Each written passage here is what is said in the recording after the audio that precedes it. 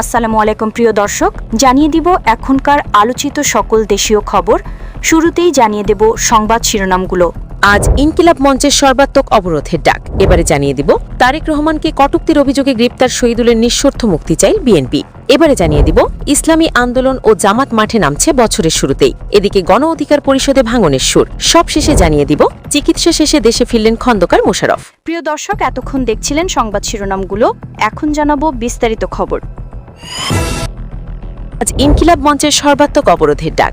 ইনকিলাব মঞ্চের আহ্বায়ক ও মুখপত্র শহীদ শরীফ ওসমান হাদির খুনিদের দ্রুত গ্রেপ্তার ও বিচারের দাবিতে রোববার সর্বাত্মক অবরোধের ডাক দিয়েছে সংগঠনটি। শনিবার রাতে ইনকিলাব মঞ্চের ফেসবুক পেজে এক বার্তায় এই তথ্য জানানো হয়েছে। এ পোস্টে বলা হয়, রোববার সকাল 11টা থেকে সারা দেশের বিভাগীয় শহরগুলোতে শহীদ ওসমান হাদির খুনিদের দ্রুত গ্রেপ্তার ও বিচারের দাবিতে সর্বাত্মক অবরোধ পালনের আহ্বান। এদিকে শনিবার সকালে বিএনপির ভারপ্রাপ্ত চেয়ারম্যান তারেক রহমানের শহীদ ওসমান হাদির কবর জিয়ারত কর্মসূচিকে কেন্দ্র করে ইনকিলাব মঞ্চ সাময়িকভাবে শাহবাগ মোড় ছেড়ে আজিজ সুপারমার্কেটের সামনে অবস্থান নেয়। পরে দুপুর 12:30টার দিকে পুনরায় শাহবাগ মোড়ের শহীদ হাদি চত্বরে ফিরে এসে অবরোধ কর্মসূচি শুরু করেন তারা। এর আগে ইনকিলাব মঞ্চের সদস্য সচিব আব্দুল্লাহ আল জাবের ঘোষণা দেন, শহীদ হত্যার বিচার নিশ্চিত না হওয়া পর্যন্ত শাহবাগ অবরোধ কর্মসূচি চলমান থাকবে। সেই ঘোষণার পরিপ্রেক্ষিতে টানা দ্বিতীয় দিনের মতো ইনকিলাব মঞ্চের অবস্থান কর্মসূচি চলছে। শনিবার রাত 9টায় সরেজমিনে দেখা যায় ইনকিলাব মঞ্চের নেতাকর্মী, শিক্ষার্থী ও সাধারণ মানুষ শাহবাগ মোড়ে অবস্থিত শহীদ হাদি চত্বরে অবস্থান করছেন। তারেক রহমানকে কটূক্তির অভিযোগে গ্রেপ্তার শহীদুলের নিঃশর্ত মুক্তি চাই বিএনপি। দলের ভারপ্রাপ্ত চেয়ারম্যান তারেক রহমানকে নিয়ে কটূক্তির অভিযোগে গ্রেপ্তার একেএম শহীদুল ইসলামকে অবিলম্বে নিঃশর্ত মুক্তি দিতে আহ্বান জানিয়েছে বিএনপি। শনিবার রাতে বিএনপির সিনিয়র যুগ্ম মহাসচিব অ্যাডভোকেট রুহুল কবির রিজভী স্বাক্ষরিত এক বিবৃতিতে এই আহ্বান জানানো হয়। এতে বলা হয়, বিএনপির ভারপ্রাপ্ত চেয়ারম্যান তারেক রহমান আজ ইনকিলাব মঞ্চের মুখপত্র মরহুম শহীদ ওসমান হাদি এবং জাতীয় কবি কাজী নজরুল ইসলামের কবর জিয়ারত করেন। এ সময় বিএনপির ভারপ্রাপ্ত চেয়ারম্যান জানান, তারেক রহমানকে নিয়ে কটূক্তির অভিযোগে পুলিশ একেএম শহীদুল ইসলাম নামের এক ব্যক্তিকে ফৌজদারি কার্যবিধির 54 ধারায় গ্রেপ্তার করে আদালতে সোপর্দ করে। আদালত তাকে কারাগারে প্রেরণ করে। বিএনপি মনে করে, একটি গণতান্ত্রিক দেশে যে কোনো ব্যক্তির মত প্রকাশের স্বাধীনতা রয়েছে, আর এই জন্য বিএনপি গণতন্ত্র তথা মানুষের বাকস্বাদ, ব্যক্তি স্বাধীনতার জন্য সংগ্রাম করে আসছে। বিএনপি এটাও বিশ্বাস করে যে মত প্রকাশের স্বাধীনতা একটি মৌলিক ও মানবাধিকার ও নাগরিক অধিকার, যা ব্যক্তিকে নির্ভয়ে নিজের চিন্তা, মতামত ও বিশ্বাস প্রকাশ করার স্বাধীনতা দেয়। সুতরাং বিএনপি মনে করে নিজের মত প্রকাশের কারণে একেএম শহীদুল ইসলামকে গ্রেপ্তার ও কারাগারে প্রেরণ সঠিক হয়নি। তাই অবিলম্বে একেএম শহীদুল ইসলামকে নিঃশর্ত মুক্তি দিয়ে মানুষের গণতান্ত্রিক অধিকারকে সম্মান দেওয়ার আহ্বান জানাচ্ছে বিএনপি। ইসলামী আন্দোলন ও জামাত মাঠে নামিছে বছরের শুরুতেই। আসছে নতুন বছরের জানুয়ারি মাসের প্রথম সপ্তাহে রাজধানীতে বড় ধরনের সমাবেশের ঘোষণা দিয়েছে দেশের প্রভাবশালী দুই ইসলামী দল, বাংলাদেশের জামায়াত ইসলামী ও ইসলামী আন্দোলন বাংলাদেশ। এরই মধ্যে সমাবেশ সফলে সর্বাত্মক প্রস্তুতি নিচ্ছে দল দুটি। দায়িত্বপ্রাপ্ত নেতারা প্রস্তুতি সভা করে বিভিন্ন বিষয়ে সিদ্ধান্ত নিয়েছেন। দল দুটির শীর্ষ নেতারা জানিয়েছিলেন, তারা আসন্ন দ্বাদশতম সংসদ নির্বাচন সামনে রেখে অনুষ্ঠেয় সমাবেশ থেকে দেশবাসীকে নতুন বার্তা দিতে চান। বিশেষ করে ইনকিলাব মঞ্চের মুখপত্র শরীফ ওসমান বিন হাদি হত্যার বিচার, সব অবৈধ অস্ত্র উদ্ধার এবং সর্বস্তরে লেভেল প্লেইং ফিল্ড নিশ্চিত করার বার্তা দেওয়া হবে। ঢাকা মহানগর পুলিশ সূত্রে জানা গেছে, সমাবেশের অনুমতি ও নিরাপত্তা নিশ্চিতে প্রয়োজনীয় পদক্ষেপ নেওয়া হচ্ছে। জনভোগান্তি কমাতে ছুটির দিন বা বিশেষ সময়কে গুরুত্ব দিতে হতে পারে। জনভোগান্তি কমাতে ছুটির দিন বা বিশেষ সময়কে গুরুত্ব দেওয়া হতে পারে। এদিকে 2024 সালের 5 আগস্টের রাজনৈতিক পট পরিবর্তনের পর এই সমাবেশগুলোকে কেন্দ্র করে জনমনে বিশেষ কৌতূহল সৃষ্টি হয়েছে। সংশ্লিষ্টরা বলছেন, জানুয়ারির প্রথম সপ্তাহে উত্তপ্ত থাকবে রাজনীতির মাঠ।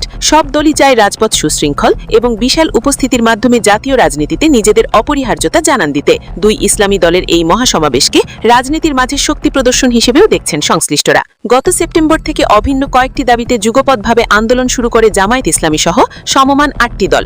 অন্য দলগুলোর মধ্যে রয়েছে ইসলামী আন্দোলন বাংলাদেশ, ইসলামী নিজাম ইসলাম পার্টি, বাংলাদেশ খেলাফত আন্দোলন, জাতীয় গণতান্ত্রিক party JAGPA, Bangladesh development party, Bangladesh Khelafat Majlis ও খেলাফত মজলিস। 3রা জানুয়ারি জামায়াতের মহাসমাবেশ।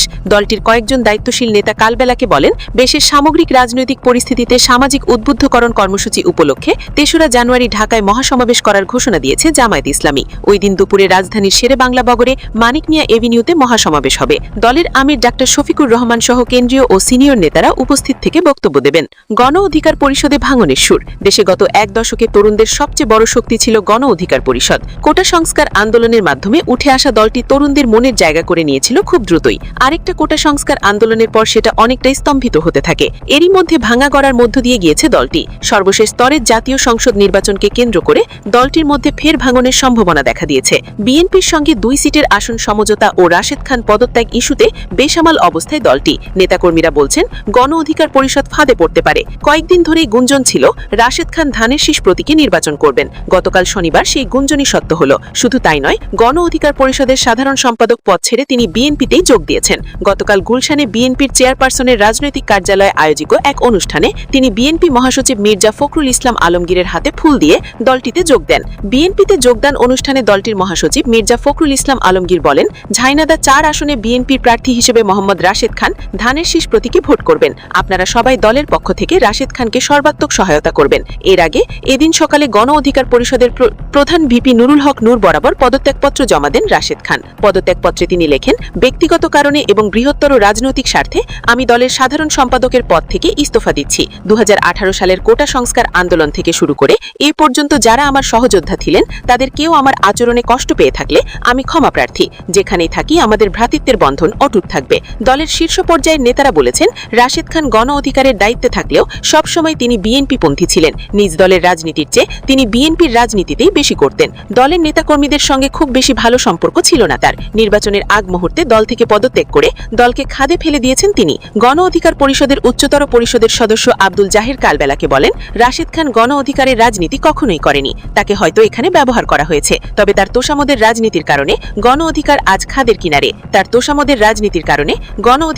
খাদের কিনারে। তার অপকৌশল বুঝতে পেরে আমি অনাস্থা প্রস্তাব করেছিলাম। এমন এক সময় রাশেদ খান পদত্যাগ করলেন যখন আর আমাদের কিছুই করার নেই। এটি সম্পূর্ণ পরিকল্পিত হতে পারে। রাশেদ খানের পদত্যাগ ইস্যুতে নুরুল হক নূর জানিয়েছিলেন, তাকে নির্বাচনে জয়লাভের কৌশলের অংশ হিসেবে বিএনপিতে যোগদান এবং ধানের শীষে নির্বাচন করার অনুমতি দেওয়া হয়েছে। কৌশল বলা হলেও রাশেদ খান যদি নির্বাচনে জিতে যান তাহলে আগামী 5 বছরে তিনি তার গণ অধিকারে ফিরতে পারবেন না। যদিও নেতারা বলেছেন, রাশেদ খান গণ অধিকারে ফেরার তেমন কোনো ইচ্ছাও নেই। তিনি বিএনপির রাজনীতি পছন্দ করেন। চিকিৎসা শেষে দেশে ফিরলেন খন্দকার মোশাররফ। চিকিৎসা শেষে সিঙ্গাপুর থেকে দেশে ফিরেছেন বিএনপির স্থায়ী কমিটির সদস্য ডক্টর খন্দকার মোশাররফ হোসেন।